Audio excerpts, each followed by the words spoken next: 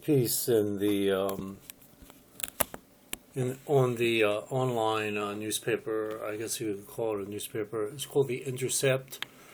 And it's a bunch of articles about various subjects, mainly about governments. And Glenn Greenwald, that I think he created the website. He had a he sat down with Max Blumenthal.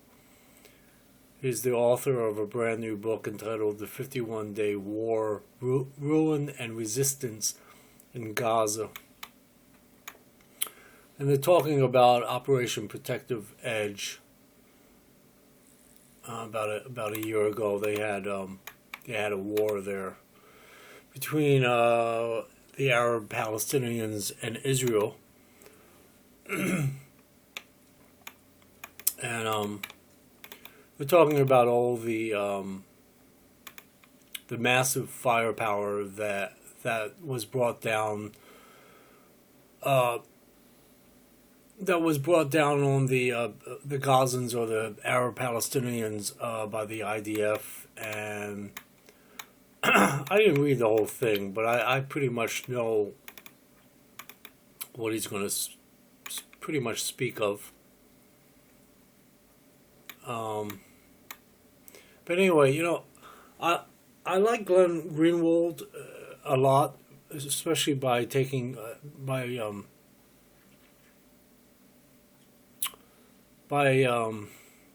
having the nerve to even have a website like this called The Intercept, because it deals with very interesting subject matter, and he doesn't mince words at all.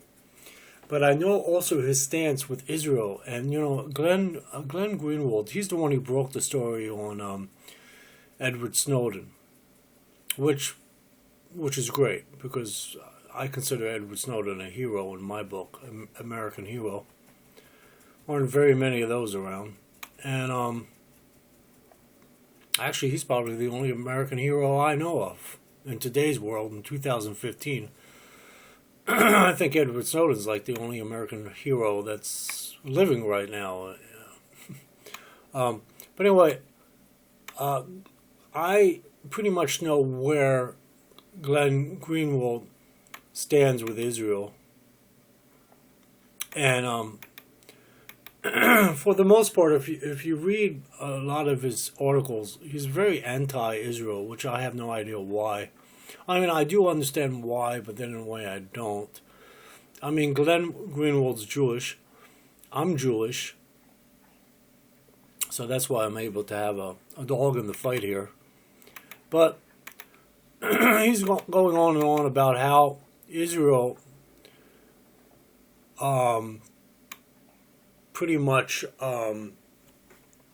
created this whole war that happened a year ago, or all the wars since 1948. And Glenn Greenwald is pretty much against Israeli policy as far as the wars are concerned. And, I have my misgivings about Israel too, don't get me wrong, as far as the history of how Israel came to be. But nevertheless, I still support Israel, whereas Glenn Greenwald, for the most part, does not support the state of Israel, because he believes the state of Israel is oppressing the Arab Palestinians. Now, funny thing, in this whole entire article he did here, and it goes on forever. I mean, it would take me probably 2 hours to read this thing. Excuse me. God. Anyway, he goes on and on and on. But the point of this video is this, is that he never once states, Glenn Greenwald never once states that Israel is a sovereign territory. Understand?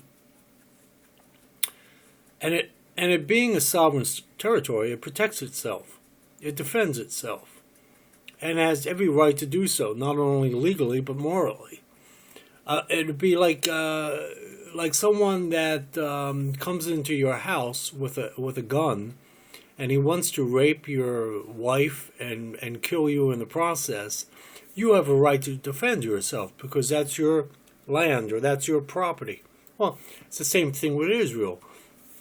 Israel has that legal and moral duty, actually, not only a right, but also a duty to protect its land and to protect its property and, of course, absolutely protect its own people.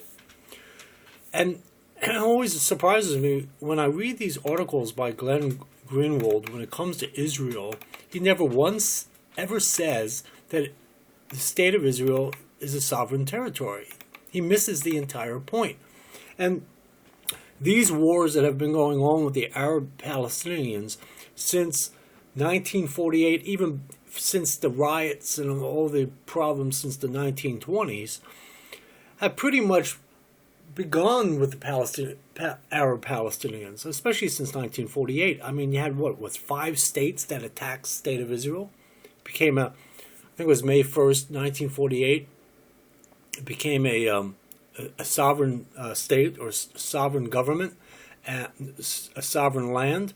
And then on May 2nd, 1948, you had 5 countries attack Israel.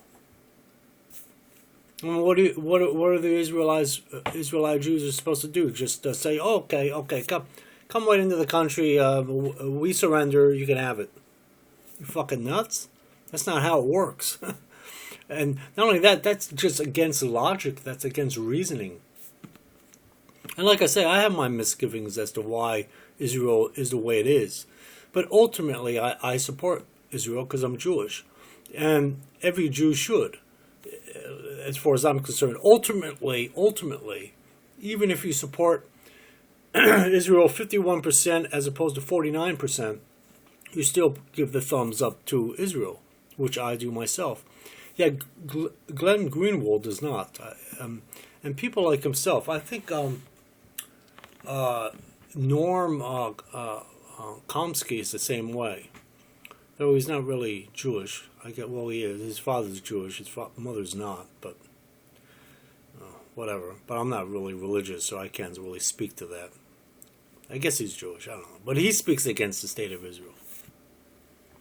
I think the only one that really speaks for the state of Israel, who's Jewish, is Alan Dershowitz. I mean, and he's he's extreme pro state of Israel. Like, he doesn't have any misgivings. But I would like to have Glenn Greenwald put in any of his articles just once, that the state of Israel is a sovereign territory. I would love to have him put that in all these articles that he does on Israel, and put that in perspective. Because once you take that stance, once you take that position that the state of Israel is a sovereign territory or a sovereign government or a sovereign land, once you take that position, then that's it. Because automatically they have not only a legal right or a legal duty, but also morally as well.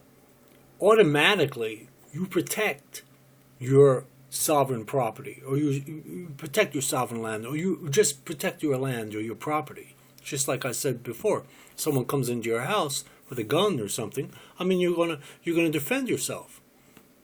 It's just automatic. It's just an automatic human response, let alone being Israelite Jewish. As an automatic response from you, as a human.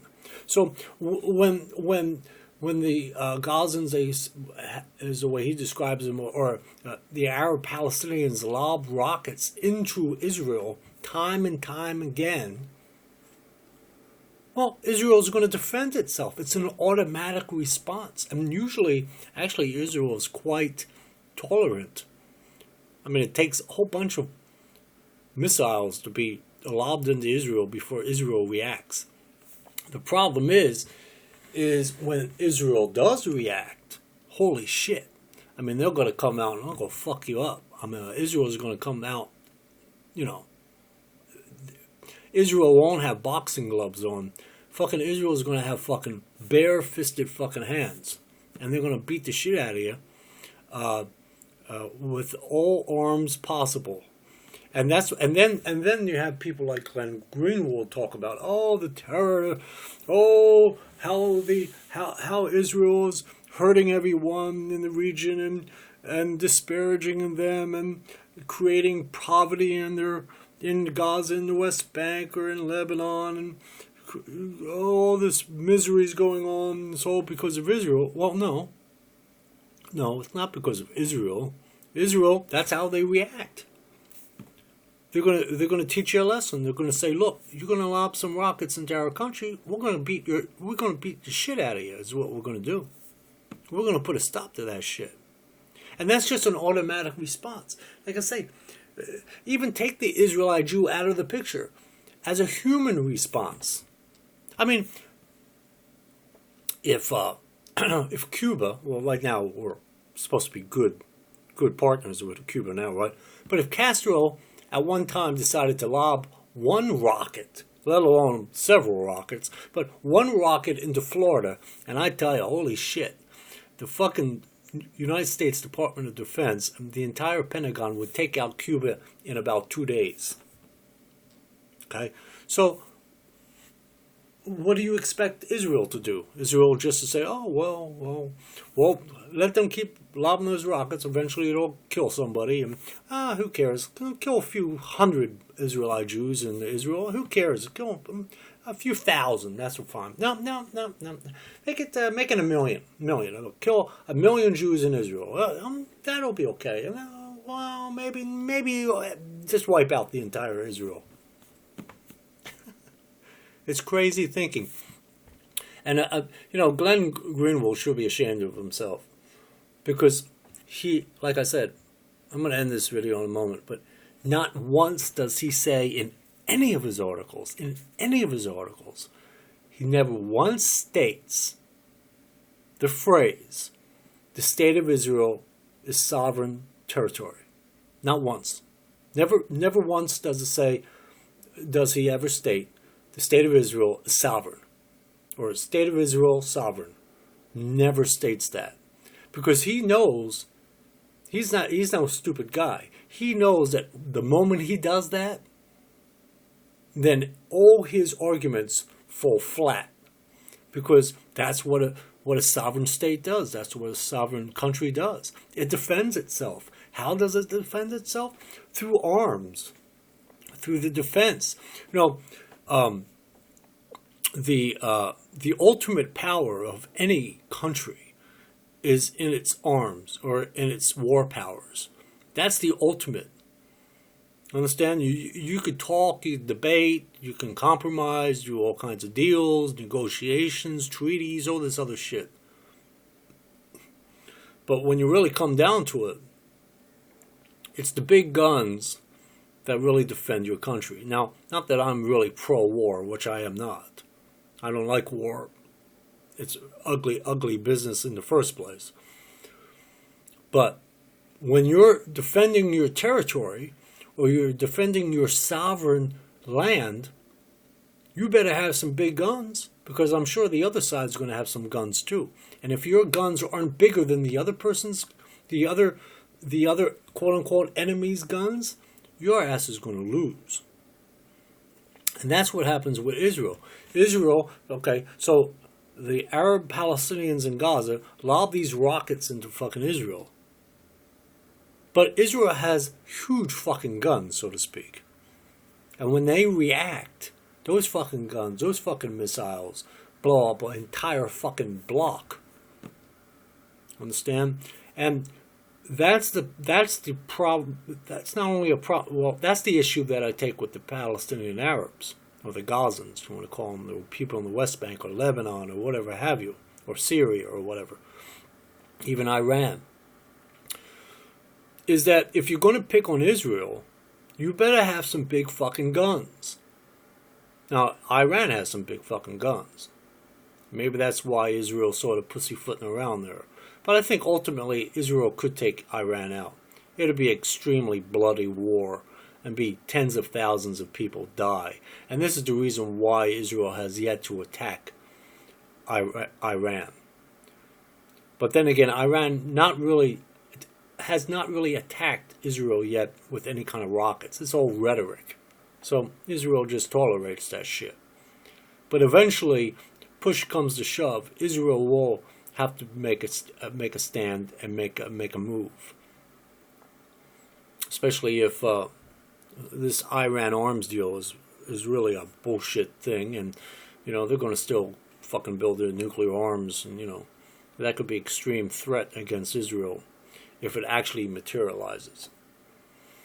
But the point is if the Arab Palestinians or the Gazans or the people in Lebanon are going to pick a fight with Israel, they better have some big fucking guns. And they don't have big fucking guns. So why pick on Israel? Because when Israel responds, Israel's going to kick your fucking ass inside out because it has huge fucking guns. And it's crazy to think, well, we're going to lob some rockets in there. We're going to lob some rockets into Israel. And not think that Israel is going to respond. And when they respond, I mean, they send in fucking, I don't know how many jets they send in. Those F-16s or 15s or whatever the hell they're called. When the Israeli Defense Force, when the IDF decides to send in some fucking jets into Gaza, into the Gaza Strip, I mean, when they drop, I mean, they'll go at night or whatever the strategy may be at the time, and they'll have like, I don't know, just say, top of my head here, let's say they send 50 jets into fucking Gaza, and each jet drops, I don't know, 5 bombs. And you think of all the fucking damage is done, right? All because of why? Because, well, I'm gonna lob some rockets into fucking Israel. If you're gonna pick on Israel, you better have some big fucking guns. That's all it is. And the state of Israel has big fucking guns to defend its territory, to defend its sovereign territory. I mean, maybe the Palestinian Arabs need to pick on a smaller country that doesn't have such big guns. But of course, that's not the point of the Arab Palestinian / Gazans. Because it's funny, Iran, the people in Iran are basically, they're basically Sufi Muslims. And the ones that are in Gaza Strip is actually, what are they? They're the Sunni Muslims. But yet when it comes to Israel, they're together. There's no more infighting there. There's no more differences. Because they have a common enemy, which is Israel. It's fucking nuts. Think about it, They they terrorize each other, like in Iraq and shit like that. But as far as lobbing huge rockets into countries, like in other words, like what I'm saying is like Gaza won't lob huge rockets into like Syria or something, Now Syria probably has a serious army. They probably fucking knock the shit out of Gaza as well. But so there's really no countries really for the people in Gaza to pick on to win.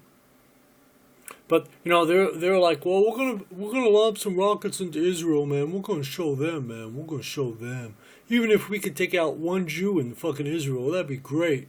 I'm gonna kill. Hopefully, one of my fucking rockets hits a house, knocks out an entire fucking family. I mean, this is what they're fucking thinking.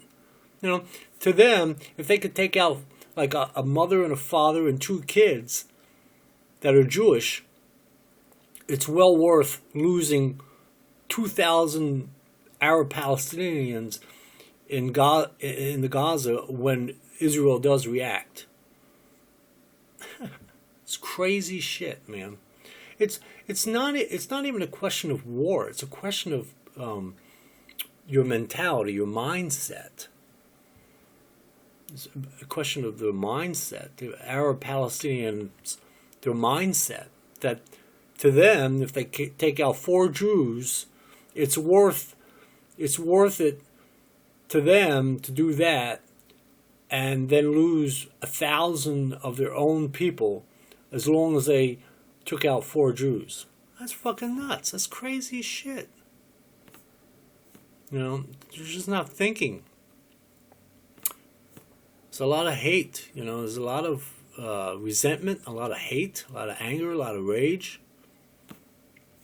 It's all in the mind. It's a mindset. So, anyway, I'm going to end this video, but, you know, I would love to see Glenn Greenwald just once in any of these damn articles he does about Israel. Like when Glenn Greenwald talks about the NSA, he's cool on that. He hits it right on the mark. But when it comes to Israel, he doesn't put it in perspective. He's not really being honest in his articles, because I've yet to see him say that the state of Israel is a sovereign territory. Because he knows as well as I do, and any Jew knows, that once you say that, then Israel automatically has a right, legally and morally, and a duty to protect its people, its land, and its property. Automatically. It's an automatic. And he knows that once he puts that up there, then all of his arguments become mush. All of his articles on Israel become mush. Well, like I said, I have my misgivings. I have my misgivings mainly pre-1948, how Israel came to be. But I accept the fact that Israel is, and it will always be there.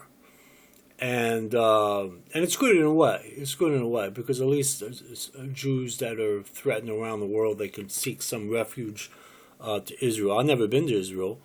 I don't know if I'll ever be able to go there. There's no really any reason for me to.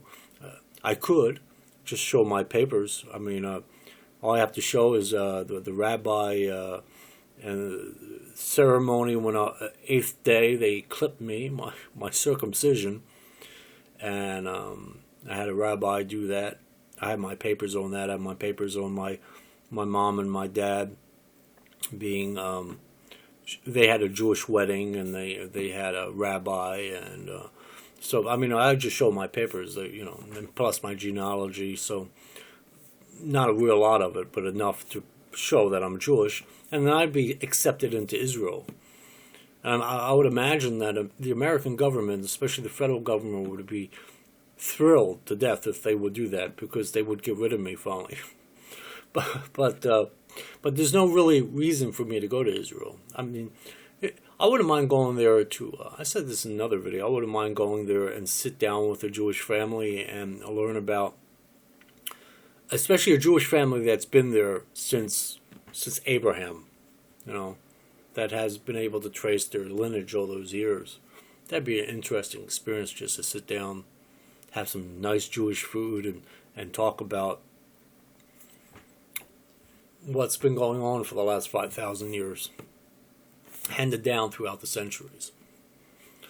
And that would be an awesome history lesson for me. Also, probably wouldn't mind looking at some of the historical sites there, you know. And even though I'm not religious at all, I wouldn't even mind looking at some of the religious sites, actually, because it's part of my history in that region. I don't believe in all that, but still, you know, the architecture and the pottery and all that stuff, and the coinage, be interesting. Mainly the architecture, and then just to be around my Jewish people would be nice, you know. So I don't know if I ever do it, but let's say this: I don't know if I could. I don't know if I will ever do it, but I could do it if I wanted to. Not only that, I could become Israelite Jew if I wanted to. I could become an Israelite citizen if I wanted to. But, you know, there's really no reason for me to do that. But if I felt like threatened in America because I'm Jewish, then I always have Israel to go to. Even though I'm sure Israel has its own problems too.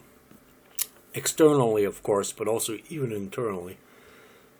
No country's perfect, you know. But nevertheless, I could still, I'd be around all my Jewish people, so I'd feel quite secure that way. Anyway, but once again, if I could just see one article by Glenn Greenwald that states that the state of Israel is a sovereign country, I'd have extreme respect for this gentleman. Now, I do have not extreme, but I do have respect for him because he broke the story with Edward Snowden. I mean, that was cool of him to do that. Very cool of him to do that. When he was with the Guardian and all in Britain. But as far as Israel is concerned, I mean, he should really, even though he's Jewish, he should almost be like the last person to talk about it, because he will not admit in any of his articles that I've read about him and Israel or his stance on Israel, never once wrote that the state of Israel is a sovereign territory. And until he does, as far as the issue of Israel, you know, fuck you, Glenn Greenwald. That's pretty much the way I look at it. Fuck you on that point, because you're not being honest with yourself. You're not being honest. It's just not being honest. He's honest in all his other fucking articles, but when it comes to Israel, he has a fucking problem with it. He's not honest on any articles that he does or issues that he does about Israel. He's not honest. He's not honest. He's not being honest with himself, with being a human, let alone being a Jew. He's not honest. So anyway, guys, have a good day.